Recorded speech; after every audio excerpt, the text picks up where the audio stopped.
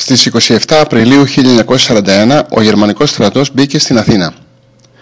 Νωρίς το πρωί οι Αθηναίοι ξύπνησαν με την αγωνία της αναμονής της έλευσης των κατακτητών. Στους δρόμους δεν κυκλοφορούσαν διαβάτες. Τα σπίτια είχαν κατάκλειστα τα παράθυρα και οι περισσότεροι ήταν συγκεντρωμένοι γύρω από τα ραδιόφωνα. Στις 7:30 ακούστηκαν οι τελευταίες εκρήξεις από την ανατείναξη αποθηκών με όπλα προκειμένου να μην πέσουν στα χέρια των Γερμανών. Εκείνη την ώρα φάνηκαν και οι πρώτοι Γερμανοί μοτοσυκλετιστές. Μπροστά βρίσκονταν δύο τεθροκισμένα αυτοκίνητα. Η πομπή σταμάτησε στα προπήλαια της Ακρόπολης προκειμένου να υψώσει στον Ιερό Βράχο τη γερμανική σημαία. Από τις πρώτες ώρες της εισόδου των Γερμανών στην Αθήνα άρχισαν οι απαγορεύσεις και συστάσεις για υπακοή στις αρχές κατοχής, καθώς και για την παράδοση κάθε είδους όπλου με την απειλή του θανάτου. Η μακριά νύχτα της κατοχής είχε αρχίσει για τους Αθηναίους.